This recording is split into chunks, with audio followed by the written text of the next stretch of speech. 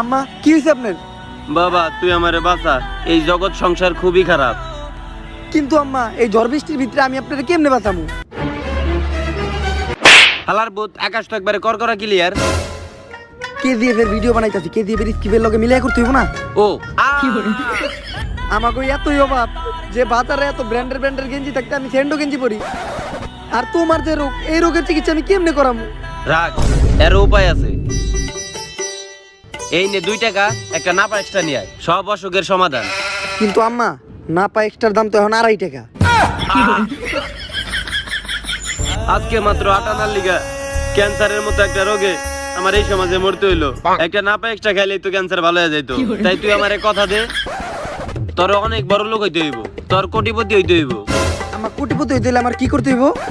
তোরে ঢাকা যাইতে হইব, তোর টিকটক করতে হইব, তোর রোস্ট হইতে হইব, তাইলে তুই কোটিপতি হইতে পারবি। আর তুই আমারে কথা দে, তুই বাইসা থাকবি কেমনে আমি জানি না, কিন্তু যখন তুই মইরা যাবি এই সমাজের লোকজন যেন তোরে তোর নানির হেইডা কয়ে গালি দেয়।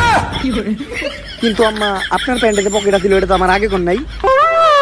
ওইটা বাদ দে, এখন তুই আমারে কথা দে, তোর এই দুনিয়ার সবচেয়ে বড় ব্র্যান্ড হইতে হইব। কথা দিলাম আম্মা। আম্মা আম্মা মামা আলার বউ, তোর নানির হেইডা এই গালিটা তো আমার মাইরে দিয়া লাইলাম, তোর দাদির হেইডা তুই কি রে বাহুবলি পাইছস? এটা কে দিয়ে মা কাছিলাম দে। ও সরি মা। আর তারপরই রকি ঢাকায় আসে আর শুরু হয় রকির ফকিন্নির পোলা থেকে ব্র্যান্ড হওয়ার কাহিনী।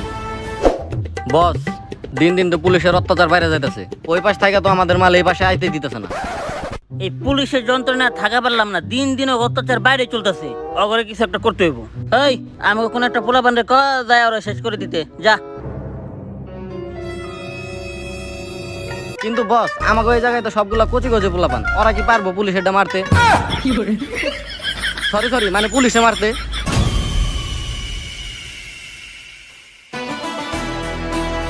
এই বুঝবেন ঢালটা কি?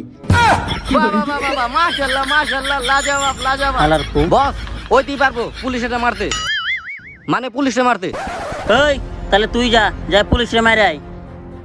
ঠিক আছে। বাজরে দা সিতা বাজরে দা সিতা তো তোরাই নেই দাঁড়া, আমি পুলিশে মাইরে আইতাছি। সুপারম্যান থাপ্পড়। এই দাঁড়া, ওরে তো আমি মানলাম ঠিক আছে, কিন্তু ও তো আমার নামই জানলো না। তুই মারছো ঠিক আছে, তাহলে আবার ফিরাইলি কে? আমার নাম কইতে, তুই তো আমার নামই জানোস না, তোর আমার নাম মনে রাখতে হইব না? এই হালার বউ, নাম তো তুই এমনি কইতে পারতি, এর জন্য মারার কি দরকার ছিল? তোর নাম কি? আমার নাম হইলো আনোয়ার খান কায়েস হোসেন বিক্রম মাহমুদ রকি হোসেন ওমর ফ্রম সুইজারল্যান্ড। এত বড় নাম তোরা কে রাখতে কইছে?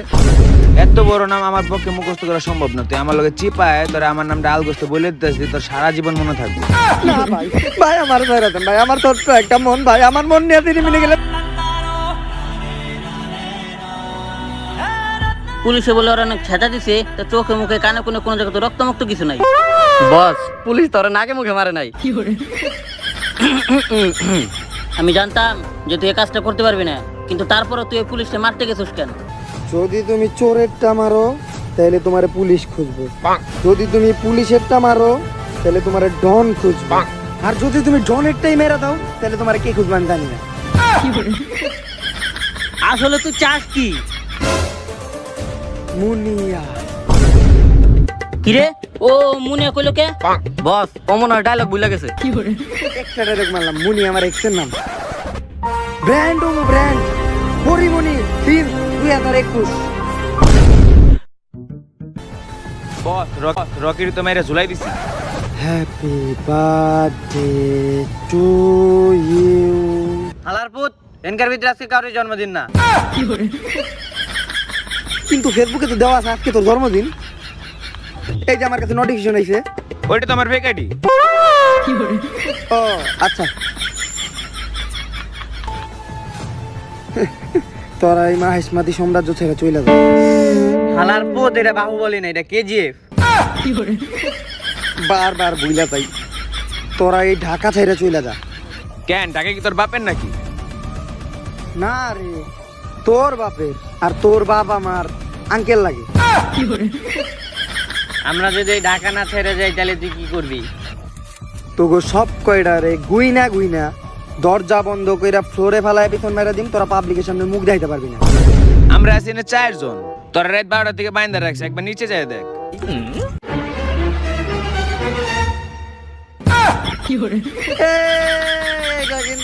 তোরা আমার লাগে এমন করলি কে? আচ্ছা, যে আমাকে বলইছে ঢাকা শহর তোর এলো, আমরা যাইগা। এইভাবে Thoughts in my mind, I can't sleep at night, so I just keep writing. I don't need no help, I don't need opinions, so don't waste my time then.